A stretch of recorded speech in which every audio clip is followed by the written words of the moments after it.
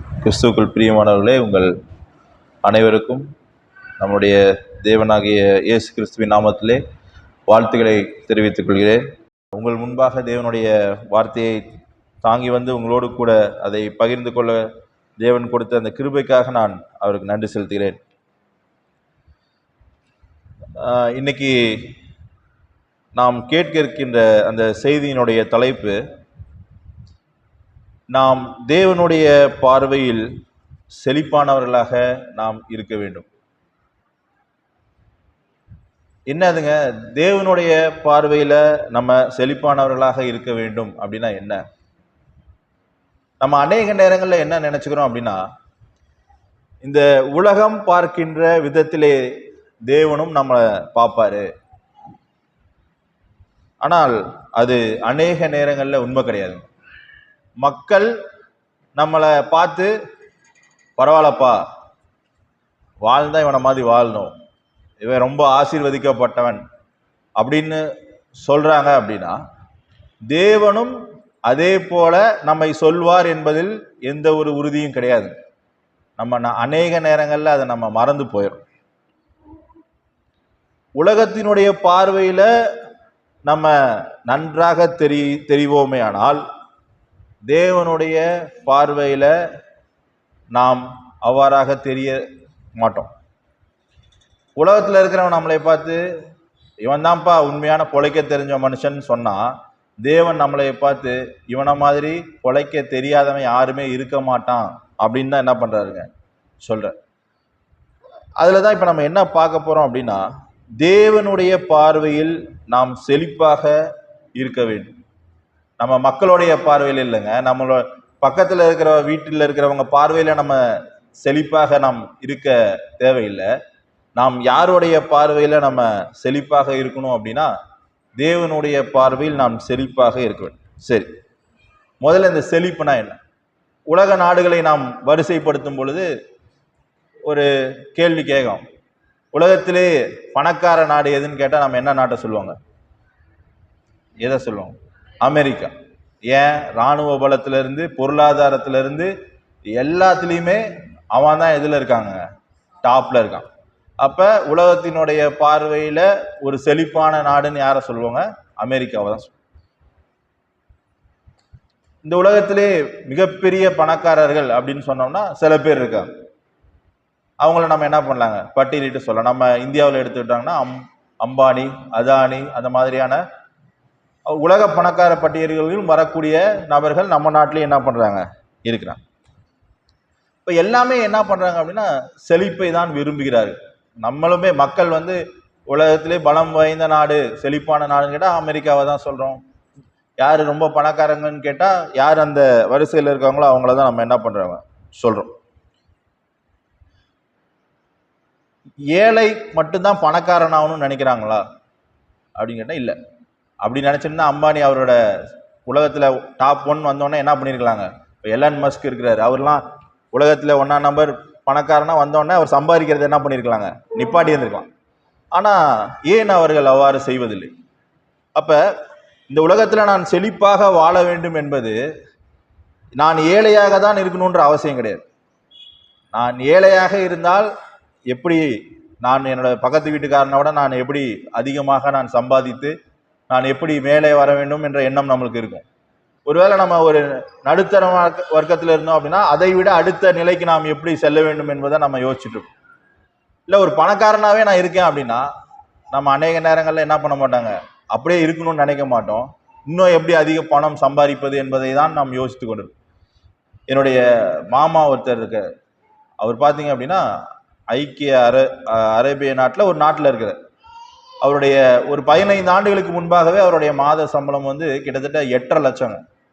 அவர் ஒரு நாள் அவர்கிட்ட பேசிட்டு இருக்கும்போது சொல்றாரு, நான் என்னுடைய வாழ்க்கையில டேபிள் துடைக்கிறதுலேருந்து என்னுடைய வாழ்க்கையை ஆரம்பிச்சேன். ஆனா நான் இப்ப இன்னைக்கு 8.5 லட்சம் சம்பாதிக்கிறேன். இது போதும்னு நான் நினைச்சாலும் என்னால் என்ன பண்ண முடியல, நிப்பாட்ட முடியல. அவர் அப்படியே சொன்னார், நான் 50 ரூபாய் கூலிக்காக நான் டேபிள் துடைக்கிறதுலேருந்து ஆரம்பிச்சு இன்னைக்கு 8.5 லட்சம் வரைக்கும் நான் சம்பாதிக்கிறேன். ஆனால் என்னால் என்ன பண்ண முடியல, நிப்பாட்ட முடியல. அப்ப நாம் எல்லோரும் இந்த உலகத்திலே பொருள் ஈட்ட வேண்டும் என்ற ஆசை நம்மளுக்கு என்ன பண்ணுதுங்க? ஒரு ஃபோன் வச்சுருந்தா கூட அடுத்த ஃபோன் எனக்கு வேணும், அடுத்த என்ன ரிலீஸ் பண்ணுறான் அப்படின்ற பொருளை குறித்ததான, பணத்தை குறித்ததான ஆசைகள் நம்மளுக்கு என்ன பண்ணுதுங்க? நிறைய. அதாவது இந்த உலக பொருளின் மேல் ஆசையை பணத்தில் மட்டும் நம்ம நிதானிக்க கூடாதுங்க. நிறைய பேர் என்ன நினச்சிக்கிறாங்க, பணம் தான் அதிகமாக வச்சுக்கூடாது. அப்படி கிடையாதுங்க. தனக்கு மிஞ்சின சாப்பாடு இருந்தாலுமே அதுவும் என்னதாங்க, அதுவும் உலக பொருளின் மேல் இருக்கக்கூடிய ஆசை தான். எனக்கு இட்லி இருக்கு, எங்க குடும்பத்துல ஒரு 5 பேர் இருக்காங்க, அவங்க சாப்பிட்டு முடிச்சுட்டாங்க, மீதி ஒரு 4 இட்லி இருக்கு, பக்கத்துல இருக்கிற வீட்டுக்காரனுக்கு சாப்பாடே இல்லை, அந்த இட்லியை நான் வச்சுக்கிட்டு இருந்தாலும் என்னதாங்க, அதுவும் உலக ஆசை தான். உலக பொருளின் மேல் நான் வைத்துக் கொண்டு இருக்கிற ஆசை தான். என்கிட்ட 2 பைக் இருக்கு, பக்கத்துல இருக்கிறவனுக்கு சைக்கிள் கூட இல்லை, பாவம் டெய்லி நடந்து போயிட்டு இருக்கான். நான் 3ஆவதாக ஒரு பைக்கை வாங்குறேன் அப்படின்னா அதுவும் என்னதாங்க, உலக பொருளின் மேல் இருக்கக்கூடிய ஆசை தான். என்னுடைய பீரோ நிறைய சேலை இருக்கு, எங்க பக்கத்து வீட்டுக்காரம்மா கிழிஞ்ச புடவையை உடுத்திட்டு போறாங்க, நான் திருப்பியும் 5 சேலை புதுசா வாங்கி அவங்களுக்கு நான் கொடுக்காம நான் வச்சுக்கிட்டு இருந்தேன்னா அதுவும் என்னதாங்க, உலக பொருளின் மேல் ஆசைதான். அதனால நம்ம இந்த வெறும் பணத்தை மட்டும்தான் உலக ஆசை, உலக பொருளின் மேல் இருக்கக்கூடிய ஆசை அப்படின்னு சொல்லிட்டு என்ன பண்ண முடியாதுங்க, நம்மளால நிதானிக்க முடியாது. நாம் நமக்கு மீறின பொருள்கள் எதுவா அதிகமா வச்சிருந்தாலும் அதை உலக பொருள்களின் மேல் நம்மளுக்கு இருக்கக்கூடிய ஆசை தான் அப்படின்னு நம்மளால என்ன பண்ண முடியும், சொல்ல முடியும். சரி, நம்மளுக்கு அதிகமாக தெரிந்த ஒரு பழமொழி, பணத்தை குறித்து ஒரு பழமொழி இருக்கு. என்ன தெரியுங்களா? பணம் என்ன பண்ணுங்க, பணம் பத்தும் செய்யும். நம்ம உலகம் ஃபுல்லா இருக்கக்கூடிய ஒரு காமனான மைண்ட் செட் என்ன, பணம் வச்சிருந்தா என்ன வேணாலும் என்ன பண்ணிடலாம், சாதிச்சிடலாம். சரி, அப்ப இந்த பணம் எப்படிப்பட்டதா இருக்கிறதுன்னு பாத்தீங்க அப்படின்னா, எப்படிப்பட்டதா இருக்குதுங்க, இதை கொண்டு எல்லாத்தையும் சாதிச்சிடலாம் அப்படின்ற மைண்ட் செட்டை சபைக்குள்ளாகவும் சரி, சபைக்கு வெளியிலாகவும் சரி, யாராக இருந்தாலும் பணம் இருந்துச்சுன்னா என்ன வேணாலும் பண்ணிடலாம்ப்பா அப்படின்ற ஒரு கண்ணோட்டத்தில் தான் நாம் இருக்கிறோம். சரி, இயேசு கிறிஸ்து இந்த உலகத்துல எப்படி வந்தாருங்க? முதல்ல இயேசு கிறிஸ்து யாருங்க? இயேசு கிறிஸ்து யாருங்க? எல்லாத்தையும் படைத்தவர், சர்வ லோகத்தையும் உண்டு பண்ணினவர். பூமி அவருடைய பாதப்படி. அப்ப எப்படிப்பட்டவருங்க அவரு? பெரிய, யோசிக்கவே முடியாத அளவுக்கு உயர்ந்தவர். சரி, அப்பேற்பட்ட மனிதன் இந்த உலகத்துல எப்படி வந்தார் தெரியுங்களா? எப்படி வந்தார்? ஏழ்மை கோலம். நம்ம பாடல்லாம் பாடுறோம், ஏழ்மையான கோலத்துல என்ன பண்றாருங்க. அதாவது நம்ம இயேசு கிறிஸ்து மாட்டு தொழுவத்துல பிறந்தாரு, அவருடைய தகப்பனார் ஒரு தச்சனாக இருந்தார் அப்படிங்கிறதெல்லாம் தாண்டி, நான் இந்த செய்தியை படிக்கும் பொழுது ஒரு விஷயம் ரொம்ப ஆச்சரியமா இருந்துச்சுங்க. அவர் சர்வத்தையும் உண்டு பண்ணினவர். லேவியராகமம் 12ஆம் அதிகாரம், பழைய ஏற்பாட்டில் லேவியராகமம் 12ஆம் அதிகாரம் 8வது வசனம் படிங்களேன்.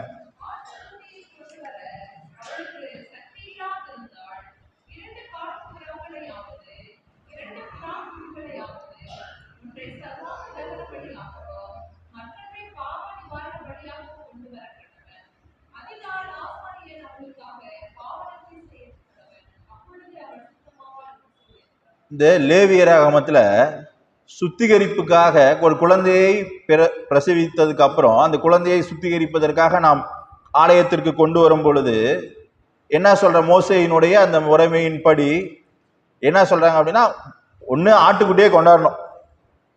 ஆட்டுக்குட்டியை கொண்டாடுறதுக்கு சத்து இல்லை அப்படின்னா லிட்டரலா அதோட அர்த்தம் என்னங்க, ஆட்டுக்குட்டியை கொண்டாடுறதுக்கு காசு இல்லை அப்படின்னா என்ன கொண்டாடலாங்க, காட்டுப்புறாவை, 2 காட்டுப்புறாவையாவது 2 புறா குஞ்சுகளையாவது. அப்படியே வாங்க பார்க்கலாம். லூக்கா 2ஆம் அதிகாரம் லூக்கா 2ஆம் அதிகாரம் வசனங்கள் 22 24 வரைக்கும் படிங்களேன்.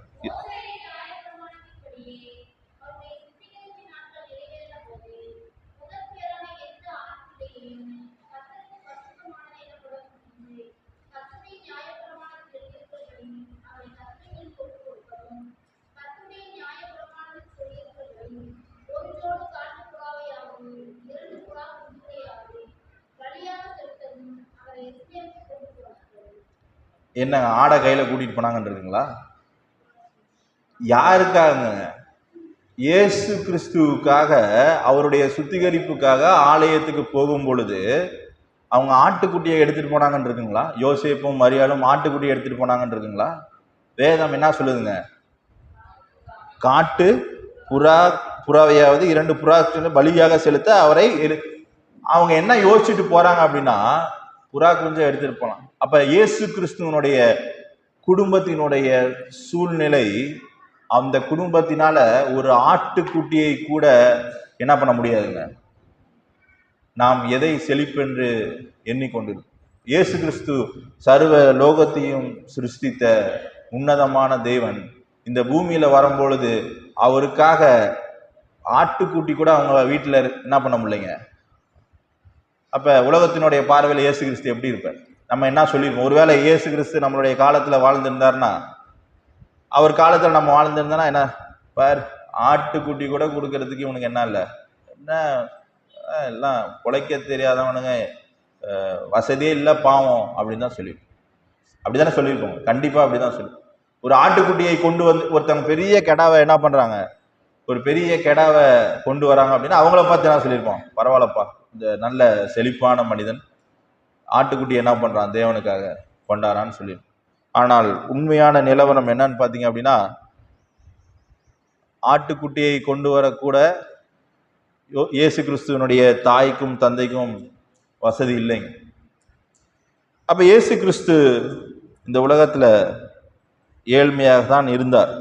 ஆனால் அவரை பிதா பார்க்கும்போது அப்படி பார்க்கலைங்க. பவுல் அதை சொல்லுகிறார். பவுல் எபேசியருக்கு எழுதும் பொழுது அதை சொல்லுகிறார். எபேசியர் 3ஆம் அதிகாரம் வசனங்கள் 3, எபேசியர் 3:5 படிங்களேன்.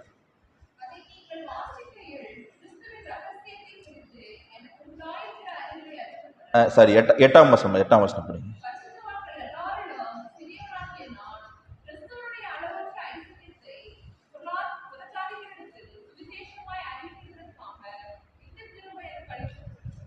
எப்படிங்க? இயேசு கிறிஸ்துவுக்கு கொடுக்கறதுக்கு ஆட்டுக்குட்டி கூட கிடையாது.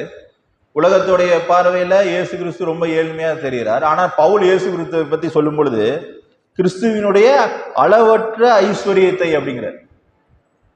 அப்ப பவுலுக்கு நன்றாக தெரிந்திருந்தது இயேசு கிறிஸ்துவினுடைய மெட்டீரியல் வெல்த். அவர் இந்த உலகத்துல என்ன வைத்திருந்தார், அவர் எப்படி வாழ்ந்தாருங்கிறதெல்லாம் அவருக்கு ஐஸ்வர்யம் கிடையாதுங்க. அவர் எப்படிப்பட்டவர், அவர் எதையெல்லாம் பேசினாரு, அவருடைய வசனம் எப்பேற்பட்டதுன்றத பவுல் என்ன பண்ணியிருந்தாருங்க, உணர்ந்திருந்தார். அப்ப இயேசு கிறிஸ்துவிட்ட காணப்பட்ட ஐஸ்வர்யம் என்ன அப்படின்னா, அது இந்த உலகத்துக்குரிய ஐஸ்வர்யம் கிடையாதுங்க. அது நித்தியத்துக்குரிய ஐஸ்வர்யமாய் இருந்தது.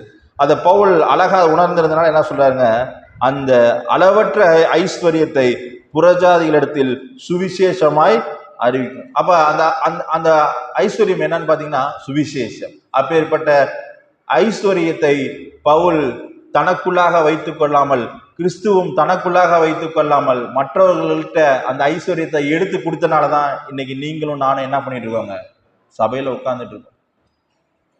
அப்ப இயேசு கிறிஸ்துவினுடைய பார்வையில ஐஸ்வர்யம் என்பது, செழிப்பு என்பது வேறு, இந்த உலகத்தினுடைய பார்வையில செழிப்பு என்பது வேறு. இன்னும் ஆழமாக அதை நாம் சிந்திப்போமேயானால், இப்ப நம்ம படித்த அந்த மத்தேயு எழுதின சுவிசேஷம் 16வது அதிகாரத்திற்கு நேராக நம்மளுடைய வேதாகமத்தை நாம் திருப்பிக் கொள்ளலாம்.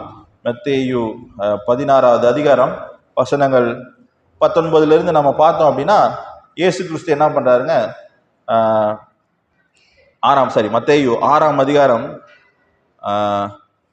19வது வசனத்திலிருந்து நம்ம பார்த்தோம் அப்படின்னா, அவர் சொல்றார், என்ன சொல்றாருங்க, பூமியிலே உங்கள் பொக்கிஷங்களை சேர்த்து வைக்க வேண்டாம். இங்க என்ன அங்க பூச்சி இருக்கும், அது இரும்பா இருந்துச்சுன்னா அதெல்லாம் துருப்பிடிச்சு போயிடும். இங்க திருடனும் என்ன பண்றான் இருக்கான், அதெல்லாம் திருடிட்டு போயிடுவான்னு சொல்றாரு. ஓகே, சொல்லிட்டு பரலோகத்துல உங்களுடைய பொக்கிஷங்களை சேர்த்து வைங்கள், அங்கே பூச்சியாவது துருவாவது கெடுக்கிறதும் இல்லை, அங்க திருடர் கண்ணமிட்டு திருடுவதும் இல்லை அப்படின்னு சொல்லிடுறார். உங்கள் பொக்கிஷம் எங்கே இருக்கிறதோ உங்கள் இருதயம் அங்கே இருக்கும் அப்படிங்கிற. இப்ப யோசிச்சு பாருங்க, ஒரு கோடி ரூபாய் காசு, 1 கோடி ரூபாய் காசு உங்க வீட்டு லாக்கர்ல வச்சு பீரோல பூட்டிட்டு வந்துருக்கிறீங்க. இப்ப நீங்க இங்க உட்காந்து நான் பேசுறத கேட்டுட்டு இருப்பீங்களா, இல்ல பீரோல இருக்க அந்த 1 கோடி ரூபாய் பத்திரமா இருக்குமா, இல்ல யாராவது திறந்துடுவாங்களா, இல்ல யாராவது எடுத்துருவாங்களா அப்படின்னு யோசிச்சுட்டு இருப்பீங்களா? நான் சொல்லுகின்ற நானாக இருந்தாலும் 1 கோடி ரூபாயை வீட்டு பீரோல வச்சு பூட்டிட்டு வீட்டுல யாருமே இல்லைன்னா நம்மளுடைய எண்ணங்கள் எப்பயுமே எங்கதான் இருக்குங்க, அங்கதான் இருக்கும். போதகர் சொல்றாரு, சர்ச்சுக்கே வரமாட்டாங்க, வீட்லயே பீரோவுக்கு காவல் காத்துட்டு உட்கார்ந்து. இப்ப பாருங்க, இயேசு கிறிஸ்து ரொம்ப தெளிவா சொல்றாரு, உங்கள்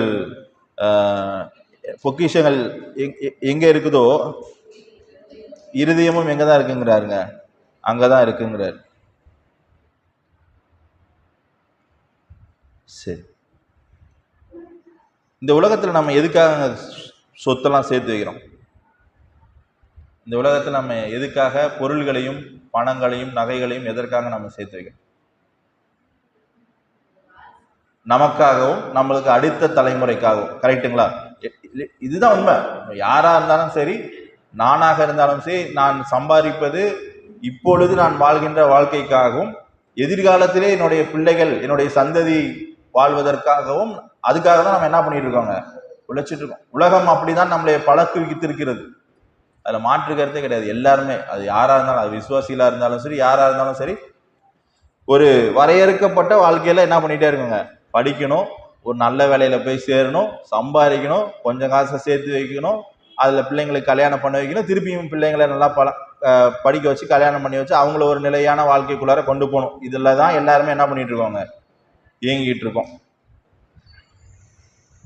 ஆனா இயேசு கிறிஸ்து மாறா சொல்றாருங்களே, இங்க உங்களுடைய பொக்கிஷங்களை சேர்த்து வைக்காதீங்க, மாறாக அதை எங்க சேர்த்து வைங்கன்னு சொல்றாருங்க, பரலோகத்துல சேர்த்து வைங்கன்னு சொல்றாருங்களே. அவர் எதை குறித்து அவர் சொல்லுகிறார் அப்படின்னா, 22ஆம் வசனத்துல நம்ம பார்க்கணும்னா, கண்ணானது சரீரத்தின் விளக்காய் இருக்கிறது, உன் கண் தெளிவாய் இருந்தால் உன் சரீரம் முழுவதும் வெளிச்சமாய் இருக்கும் அப்படின்னு சொல்றாரு. அப்ப இந்த விஷயத்த நம்ம சாதாரண கண்ணோட்டத்துல பார்த்தோம்னா புரியவே புரியாது. ஏன் இயேசு கிறிஸ்து உலகத்துல பொக்கிஷங்களை, அதாவது தவறாக புரிந்து கொள்ளக்கூடாது, நம்மளுடைய வாழ்க்கைக்காகவும் உணவிற்காகவும் நாம் சேர்த்து வைப்பது எல்லளவும் தவறு கிடையாது.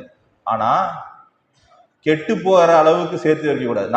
நம்மளுடைய தேவைக்கு மீறின பொருள்களை பற்றி தான் என்ன பண்ணிட்டு இருக்கிறாருங்க அங்க சொல்லு. இப்ப நான் பட்டினியா கிடக்கணும்னு என்ன பண்ணலைங்க இயேசு கிறிஸ்து அங்க சொல்லல. என்னுடைய பட்டினியை போக்குனதுக்கு பிறகும் என்கிட்ட இருக்கிற அந்த சாப்பாடை நான் வச்சு வேஸ்ட் பண்றேன்னா அதுதான் என்னதுங்க, அந்த பொருளின் மேலே இருக்கக்கூடிய ஆசை.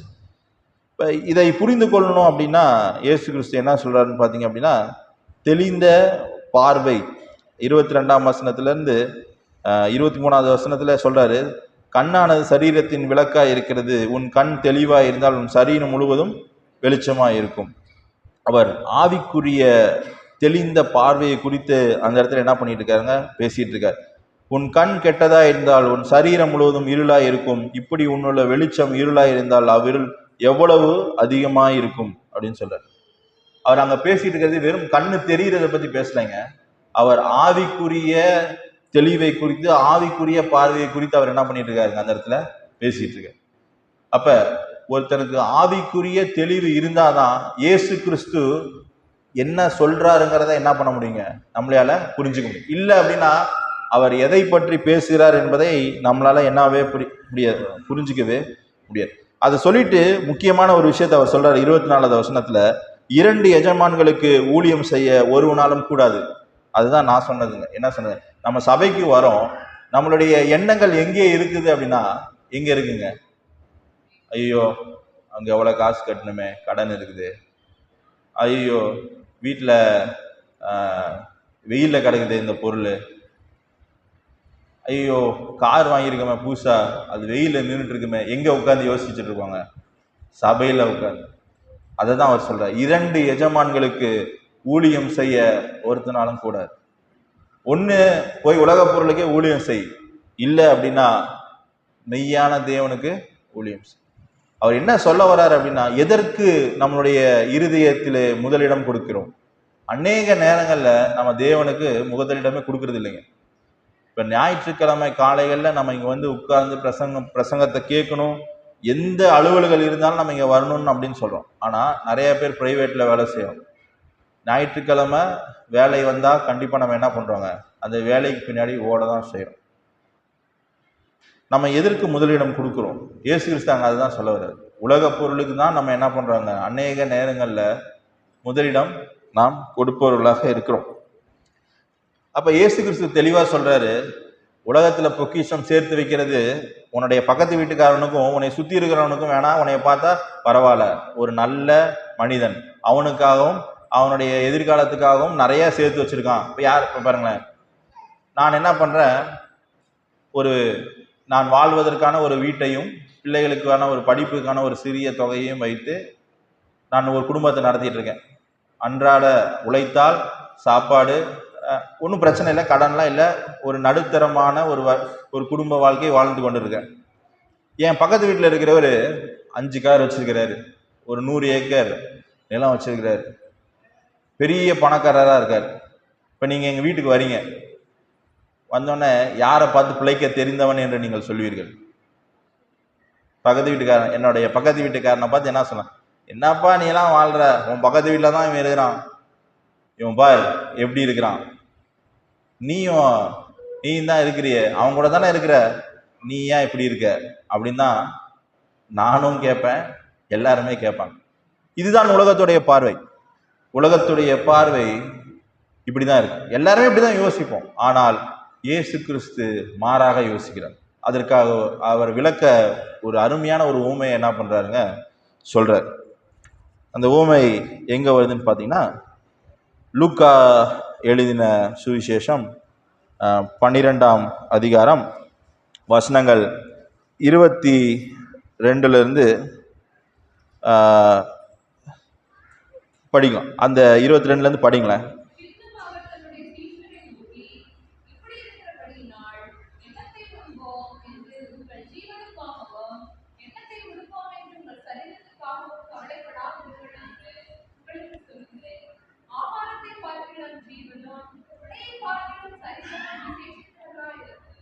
போதுங்க.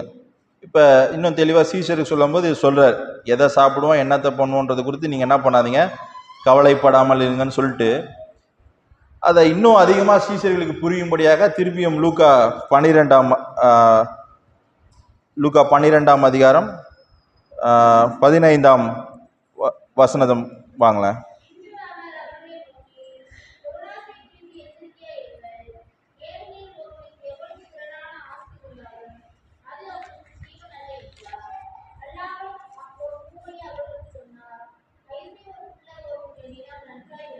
நல்லா ஒரு ஐஸ்வர்யாவன் இருக்கான், அவனுக்கு நிறைய நிலம் இருக்கு, அதுல விளைச்சல் ரொம்ப நல்லா விளையுது.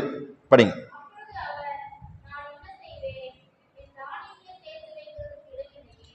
அதாவது என்ன ஆச்சுன்னா, விளைச்சல் போட்டாச்சு, பயிரெல்லாம் விளைஞ்சிருச்சு, போதுமானது வந்தது போக மீதி இருக்கிறத சேர்த்து வைக்கிறதுக்கு என்ன இல்லைங்க, இடம் இல்லை. ஓகே,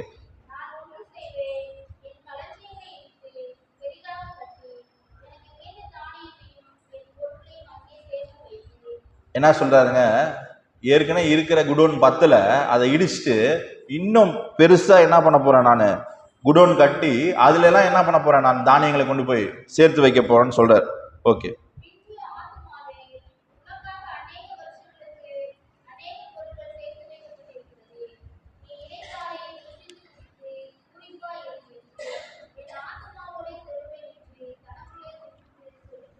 அவர் அதை மட்டும் பண்ணலைங்க, அவர் இங்கதான் மிகப்பெரிய தப்பு பண்றாரு. என்ன பண்றாருன்னா,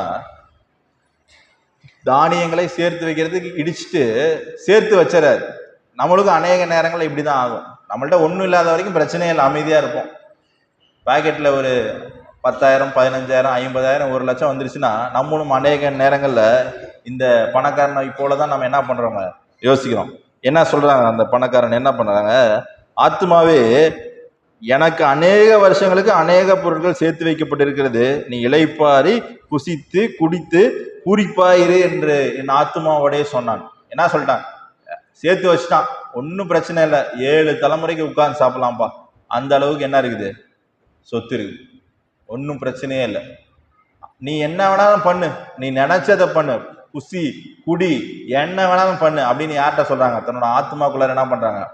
உலகத்தாருடைய பார்வையில இப்பேற்பட்டவங்கள தான் நம்ம பார்த்து உழைக்க தெரிஞ்ச மனுஷன்பா, எவ்வளவு பணக்காரனா இருக்கான்பான்னு சொல்றோம். ஆனா தேவன் அவனை குறித்து என்ன சொல்றாரு தெரியுங்களா? 20வது வசனத்துல படிங்களேன்.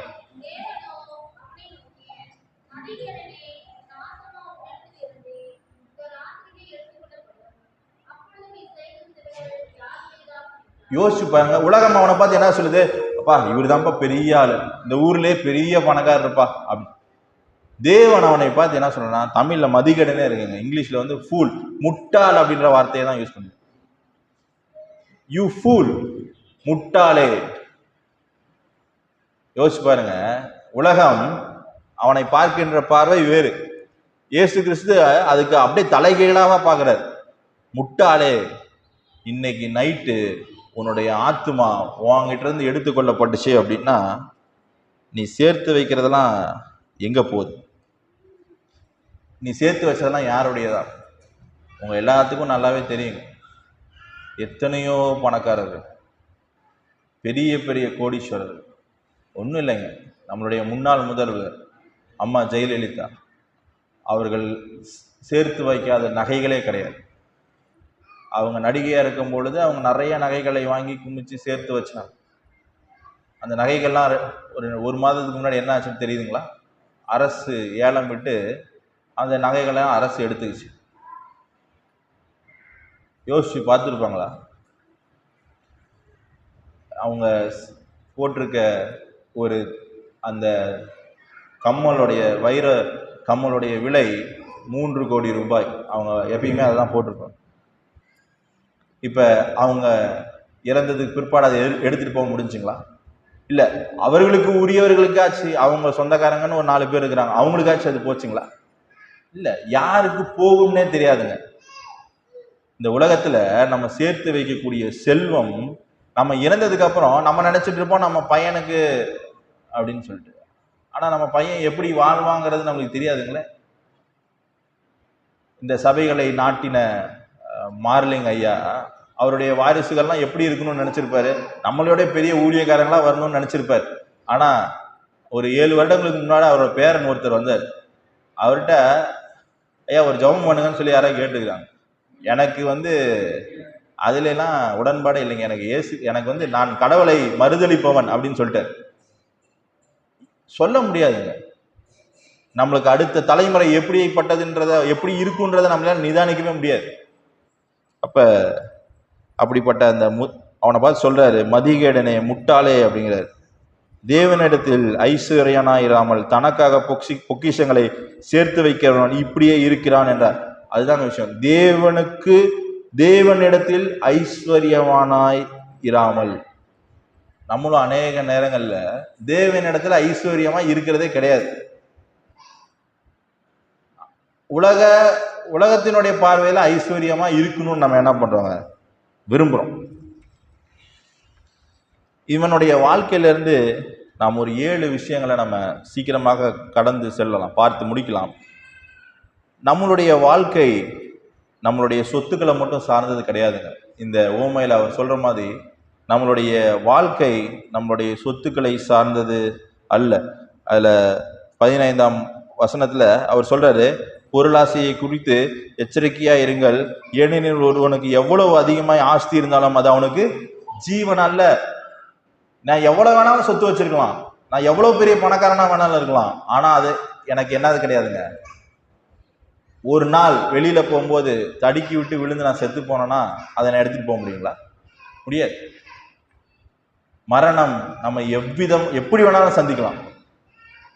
2 வாரங்களுக்கு முன்பாக பள்ளியில் வேலை செய்கிற ஒரு டீச்சரோட ஹஸ்பண்ட், ஒன்றும் இல்லை, அந்த ஷோல்டர் வந்து கீழே இறங்கிருச்சுங்க, நிறைய பேருக்கு இறங்கும். அதை திருப்பி ரீபொசிஷன் பண்ணுறதுக்காக ஆஸ்பத்திரி கூட்டிகிட்டு போனாலும் அவர் என்ன பண்ண, வலி தாங்க முடியல, எனக்கு கொஞ்சம் அனஸ்தீசியா போடுங்கன்னு சொல்லியிருக்காரு. மருத்துவரும் எல்லா பரிசோதனையும் செய்து பார்த்து விட்டு அவருக்கு அனஸ்தீசியா கொடுத்தாங்க. கண்ணை மூடினவர் எந்திரிக்கவே இல்லைங்க. நடந்து ஆஸ்பத்திரிக்கு போனவர், தன்னுடைய மனைவியை வண்டியில உட்கார வைத்துக் கொண்டு ஆஸ்பத்திரிக்கு போனவர். காலையில போனவர் ஈவினிங் ஒன்றும் இல்லாம வர்றார். நிச்சயமற்ற வாழ்க்கை. இதுல நம்ம எதுக்குங்க பொருளாசைக்கு பின்னாடி பண ஆசையை எல்லா தீமைக்கும் எப்படி இருக்குதுங்க வேற. நம்ம சபைகள் அழிந்து போனதுக்கான காரணம் என்ன தெரியுங்களா? அதுதான், வேற எதுவுமே கிடையாது. பாப்டிஸ்ட் சபைகள், லுத்தரன் சபைகள், எல்லா சபைகளையும், சிஎஸ்ஐ சபைகள், எல்லா சபைகளும் இன்னைக்கு அழிஞ்சுக்கிட்டு இருக்கு அப்படின்னா அதுக்கு காரணம் என்னன்னா, தேவன் என்ன சொன்னாரோ அதை மறந்துட்டு உலகத்துல உங்க பொக்கிஷங்களை சேர்த்து வைக்காதங்கப்பான்னு சொன்னார். அதை தனக்காக சேர்த்து வைக்க வேண்டும் என்ற ஒரு கூட்டம் திருச்சபைகளை நிலை கொண்டிருக்கிறதுனாலதான் இன்னைக்கு எல்லாமே இப்படி போச்சு. இதை புரிஞ்சுக்க முடியல. ஏன் முடியல அப்படின்னா, இயேசு கிறிஸ்து பார்க்கிற மாதிரி பார்க்கறது இல்லையே. நாம் இயேசு கிறிஸ்து மாதிரி நம்ம பார்க்கறது இல்லையே. நம்ம இந்த உலகத்தானோட சேர்ந்து தானே பார்க்குறோம்.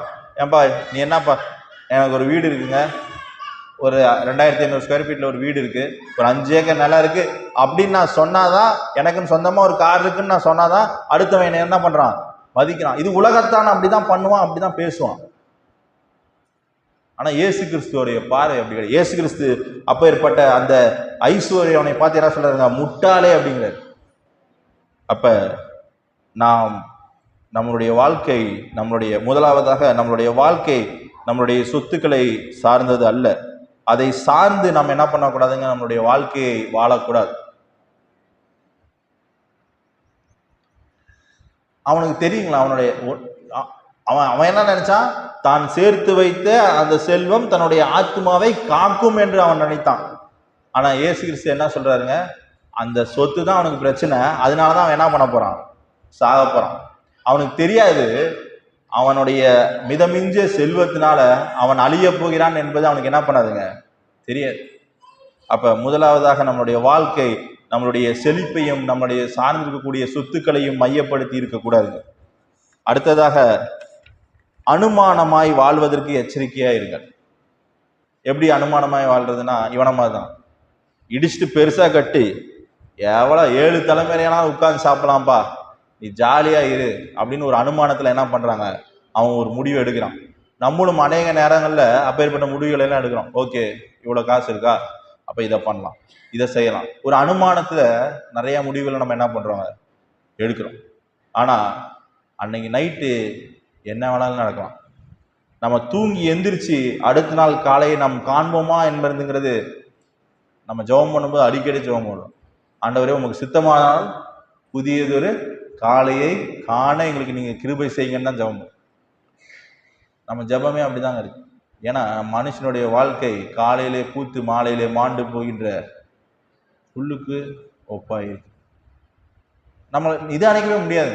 எத்தனை இந்த புஸ்தகம் என்னுடைய பார்வையை மாத்துச்சு. அதாவது இதை எழுதினவர் லிம்கோ அப்படின்ற ஒரு ரைட்டர், அவர் வந்து நிறைய 4-5-6 புத்தகங்களை எழுதியிருக்காரு. இந்த புஸ்தகத்தை படிக்கும் பொழுது உலக பொருள்களின் மேல் கொண்டிருந்த எண்ணத்தையே என்ன பண்ணுச்சுங்க, மாற்றி போட வைத்து.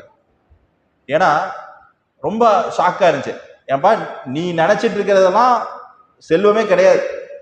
இயேசு கிறிஸ்து அதை சொல்லவே இல்லை. அவர் வந்து வேற பத்தி பேசிட்டு இருக்கிறார்.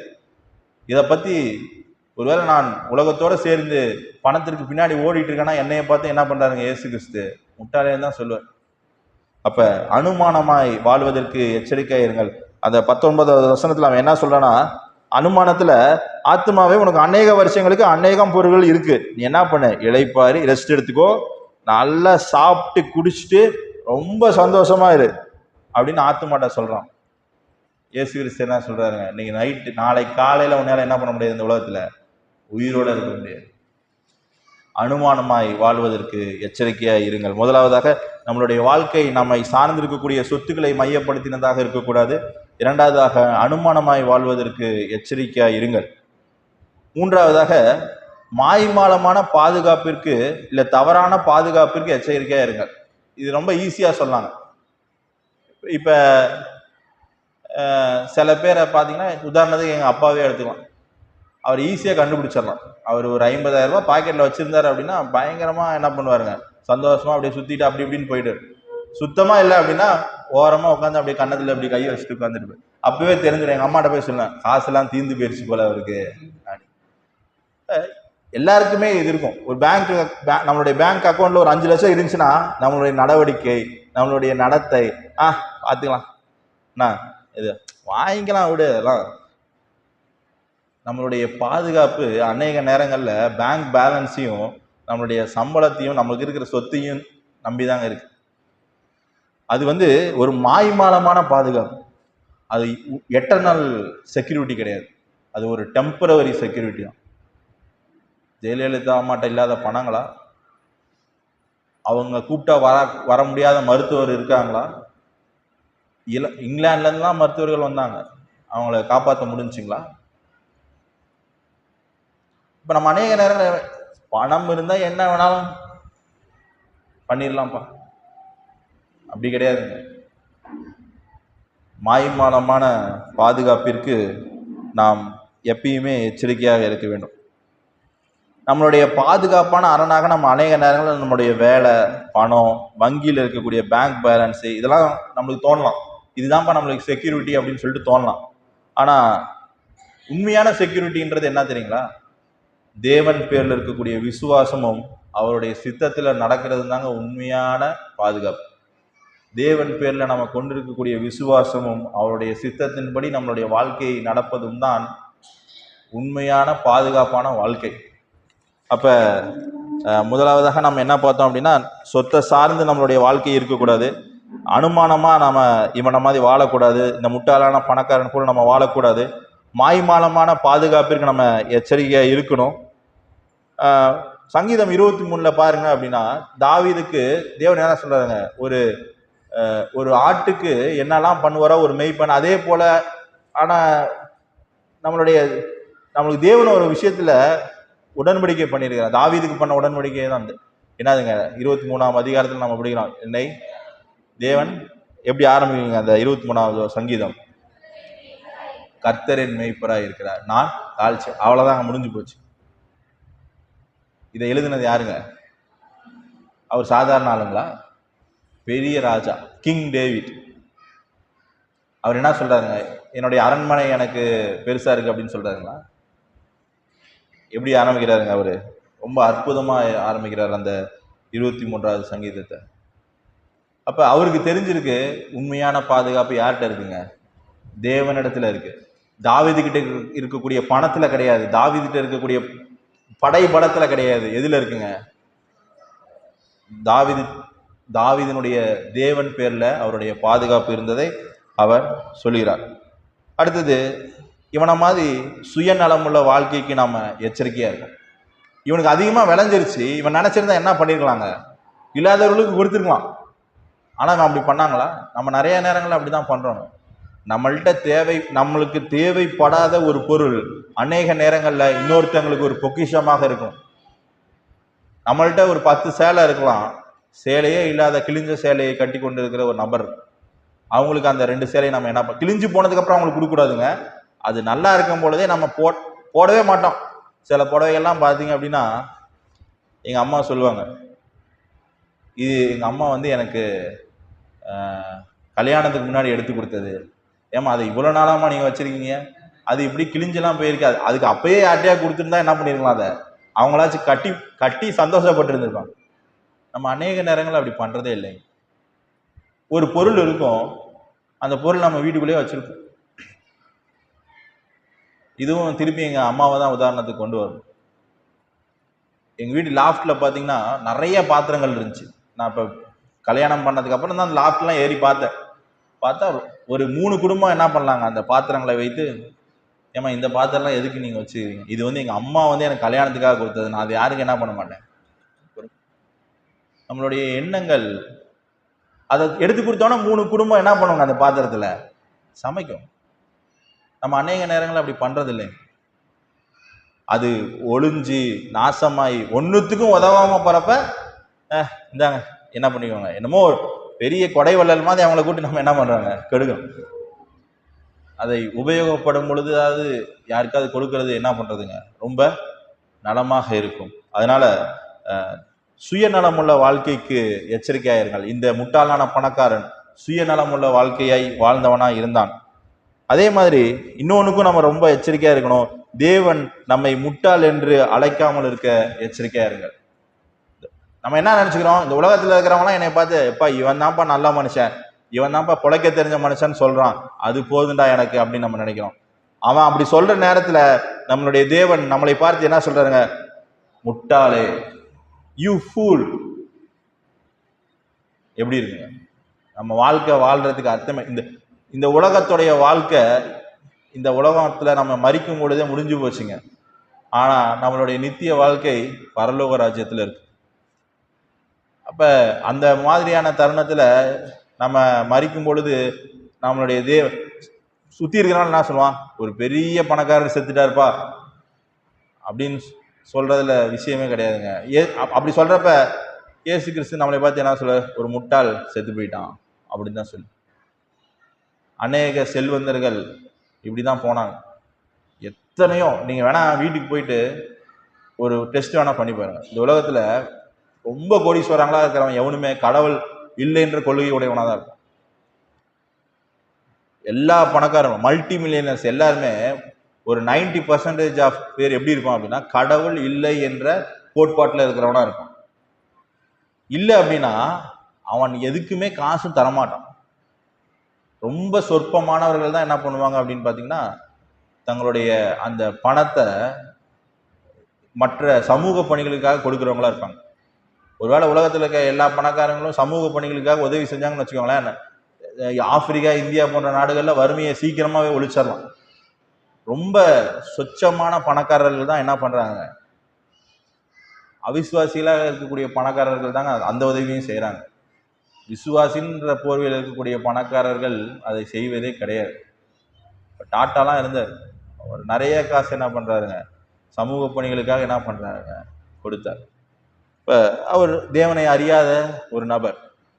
ஆனால் அநேக நேரங்களில் கிறிஸ்தவர்கள் என்று சொல்லி கொண்ட நாமும் இப்படி பண்ணுறதில்லை. இயேசு கிறிஸ்து என்ன தெரியுங்களா சொல்றாரு, உன்னை ஒருத்தன் உன் சட்டையை பிடுங்கினா அப்படின்னா கீழே இருக்கிறதையும் என்ன பண்ணு, கழட்டி கொடுன்ற. நம்ம எக்ஸ்ட்ரா வச்சிருக்கிறதையே தர மாட்டேங்கிறோம். இயேசு கிறிஸ்துவோடைய போதனைகள் ரொம்பவும் கடினமானது. அதை பின்பற்ற முடியாதுன்றதுக்காக கிடையாதுங்க.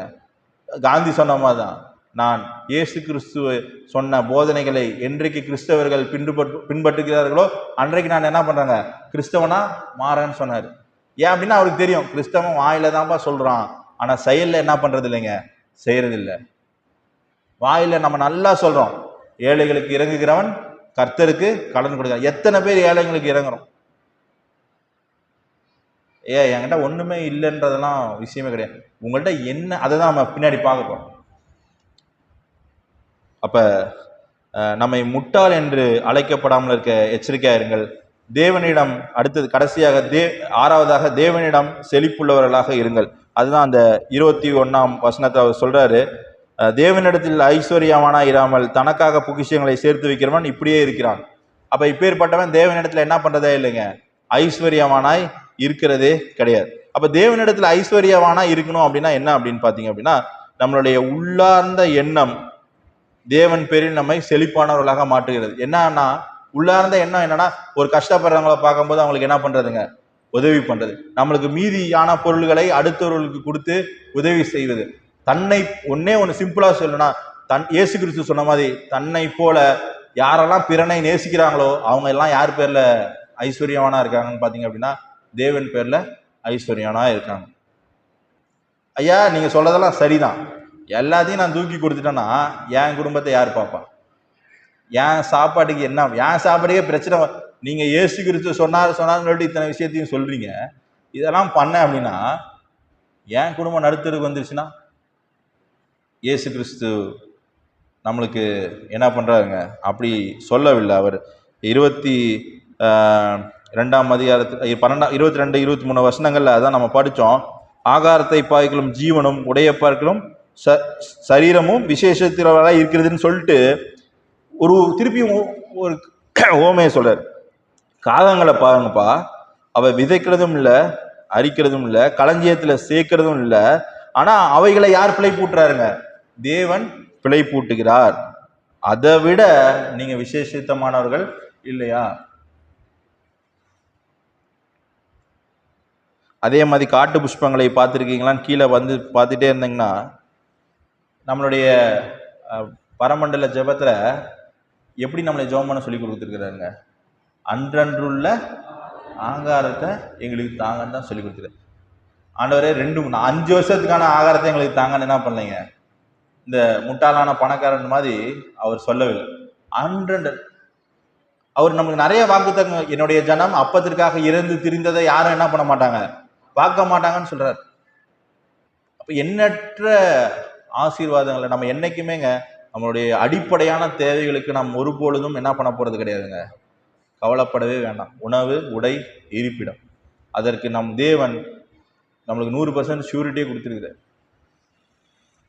அப்ப அன்றாட தேவைகளை குறித்து நாம் கவலைப்பட தேவையில்லை. அந்த 7 ஹெட்டிங் நான் திருப்பி சொல்றேன். நம்மளுடைய வாழ்க்கை நம்மளுடைய சொத்துக்களை சார்ந்து இருக்கக்கூடாது. அனுமானமாய் வாழ்வதற்கு நம்ம எச்சரிக்கையா இருக்கணும். மாய்மாலமான பாதுகாப்பிற்கு நம்ம எச்சரிக்கையா இருக்கணும். சுய நலமுள்ள வாழ்க்கைக்கு நம்ம எச்சரிக்கையா இருக்கணும். தேவன் நம்மை முட்டாள் என்று அழைக்காமல் இருக்க நம்ம எச்சரிக்கையா இருக்கணும். தேவனிடத்தில் நாம் செழிப்புள்ளவர்களாக இருக்கணும். அடுத்ததாக அன்றாட தேவைகளை குறித்து நாம் கவலைப்பட தேவையில்லை. கடைசியாக இதுக்கு கான்ட்ரடிக்ஷனா ஒரு விஷயத்த சொல்றாரு. சரி, இயேசு கிறிஸ்து என்ன சொல்றாரு? இப்படிலாம் இருக்கக்கூடாதுப்பா, உலகத்துடைய பார்வையில் இதுதான் செழிப்பு, ஆனா நான் அதை செழிப்புன்னே நான் கன்சிடர் பண்றதே கிடையாது, அவனுங்களை பார்த்து நான் என்ன சொல்றேன், முட்டாள்களே அப்படின்னு தான் சொல்றேன் அப்படின்னு சொல்றாரு. இதற்கு நேர் எதிர்மாறாக இயேசு கிறிஸ்து ஒரு ஸ்திரீயை புகழ்கிறார். மார்க்கு எழுதின சுவிசேஷம் 12ஆம் அதிகாரம் 41 44 வரைக்கும் ஒருத்தவங்க படிங்களேன்.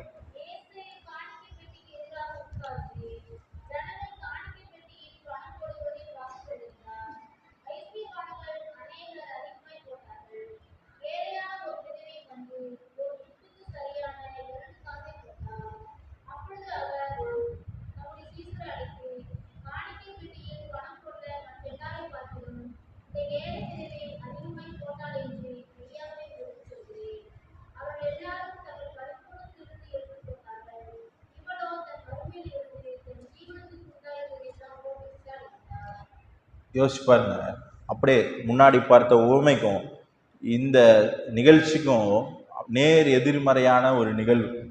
உட்கார்ந்து இயேசு கிறிஸ்து என்ன பண்றாருன்னு பார்த்தீங்க அப்படின்னா, காணிப்பெட்டிக்கு எதிராக உட்கார்ந்து யோசிச்சு பாருங்க, அவர் வேணுனே தான் உட்கார்ந்துருக்கிறார். அவர் எங்க வேணாலும் உட்காந்துருக்குவான், ஆனா எங்க வந்து உட்கார்றாருங்க, காணிக்கை பெட்டிக்கு எதிராக உட்கார்ந்து எவன் என்னென்ன காணிக்கை போடுறான் அப்படின்றது என்ன பண்றாருங்க. அப்ப ஆஸ் யூஸ்வல் ஐஸ்வர்யவான்கள் என்ன பண்றாங்க, பணம் போடுகிறதை பார்த்து ஐஸ்வர்யவான்கள் அநேகர் அதிகமாய் போட்டார்கள். எப்படி இயேசு கிறிஸ்துக்கு அதிகமாய் போட்டார்கள்னு தெரியும். ஏங்க, ஐஸ்வர்யவான்கள் எப்படி அதிகமாய் போட்டார்கள்னு இயேசு கிறிஸ்து சொல்றாருங்க. எல்லாரும் பாக்குறமா தான் அவன் போடுவான். யாருன்னா 2000 ரூபாய் நோட்டு வந்தப்ப சில பேர் என்ன பண்ணுவாங்க அப்படின்னா, நாங்கள் காணிக்கை எடுக்க போறப்ப அந்த 2000 ரூபாய் நோட்டோட நுனியில பிடிச்சிட்டு என்ன பண்ணுவாங்க, அப்படி காணிக்கை போடுவாங்க. எதுக்கு அப்படின்னா, அப்ப உடனே நம்ம போய் என்ன பண்ணுவோம், 4 பேர்கிட்ட, இன்னைக்கு 2000 ரூபாய் காணிக்கை போட்டாருப்பா.